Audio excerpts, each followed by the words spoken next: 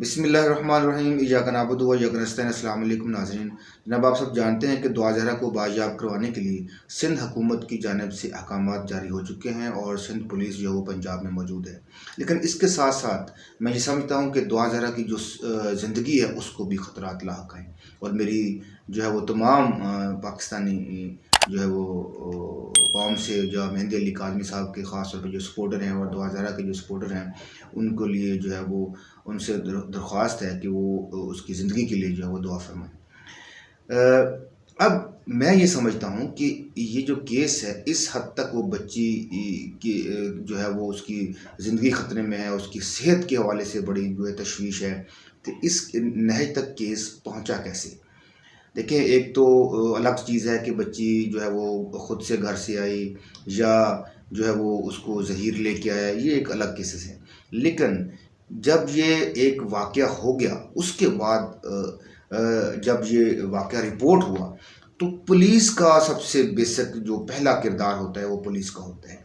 Police ने इस case के हवाले से क्या तहकीकात की, इस केस को अगर पुलिस चाहती तो बड़े अच्छे तरीके से शुरू से ही सॉल्व हो सकता था, लेकिन इस केस को बहुत ज़्यादा ख़राब कर दिया गया। और अब ऐसी सूरत हाल है कि जो एक छोटी मासूम बच्ची है दुआ ज़हरा, उसकी ज़िंदगी जो है वो बहुत ही ख़तरे में है। और उसके साथ साथ जो है उसके जो वालिदैन हैं उन्होंने कितने कर्ब में 2 माह गुजारे हैं। इस सब का ज़िम्मेदार कौन है? जो बेसिक मैं समझता हूँ सबसे पहला किरदार है वो पुलिस का होता है। और पुलिस में सबसे जो जो जो मेन इसके अंदर जिसका हाथ होता है इस केस को हल करने में या इसको ख़राब करने में, वो होता है इन्वेस्टिगेशन ऑफिसर का। तो मैं आज मुखातिब हूँ शौकत शाहानी, इन्वेस्टिगेशन ऑफिसर जो दुआ ज़हरा केस के हवाले से थे या हैं। उन्होंने क्या जो है वो इक़दामात किए और उन्होंने अगर वो शुरू दिन से इस केस की प्रॉपर तहकीकात करते कि बच्ची घर से किस तरह से जो है वो लाहौर पहुंच गई, या बच्ची को कराची से लाहौर लेके जाने वाला कौन था, या बच्ची वो जो टैक्सी ड्राइवर जिसको कहा जाता है कि टैक्सी ड्राइवर के साथ वो बच्ची गई, वो टैक्सी ड्राइवर कौन था, या कोई इस तरह की पूरी मालूमात अगर शुरू दिन से की जाती, तहकीकात की जाती, तो ये केस इस हद तक ख़राब ना होता। तो मैं ये समझता हूँ कि शौकत शाहानी साहब, उनसे कौन सवाल पूछेगा, उनको कौन जो है वो कानून के कटहरे में लेके आएगा।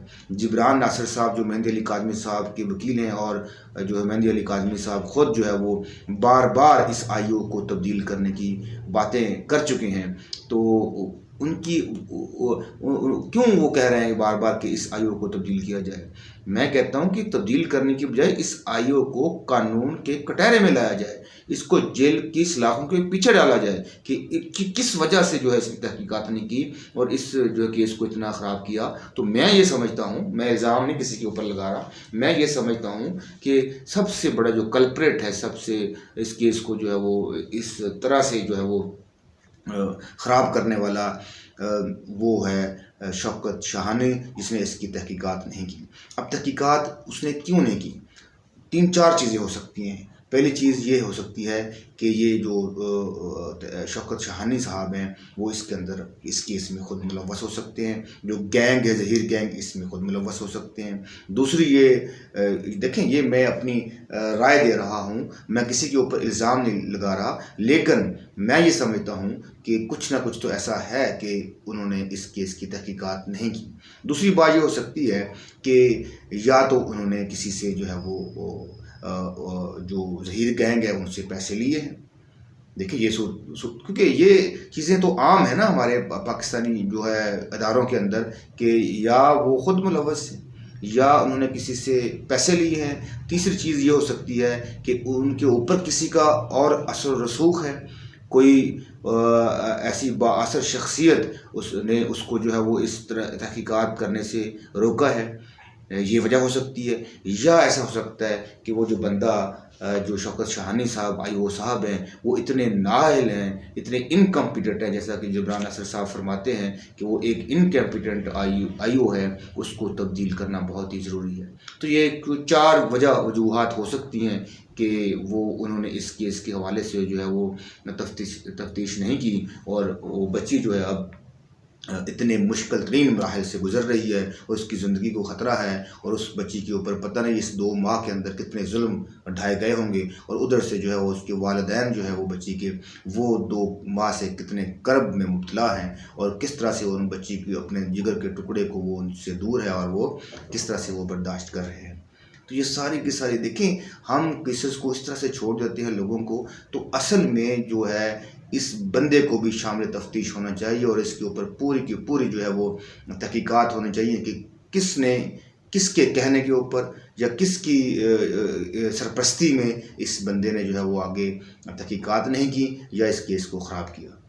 तो इस वीडियो में यही पैगाम मेरा देना था कि आप लोगों, वैसे आप लोग क्या समझते हैं, जो नाजरीन हैं आपकी क्या राय है कि इस क्या वजह हो सकती है कि इसने तहकीकात नहीं की। आप कमेंट में अपनी जो है वो राय का इजहार ज़रूर करें। इस वीडियो में इतना ही, अपना ख्याल रखिएगा। पाकिस्तान जिंदाबाद, पाकिस्तान पाइंदाबाद।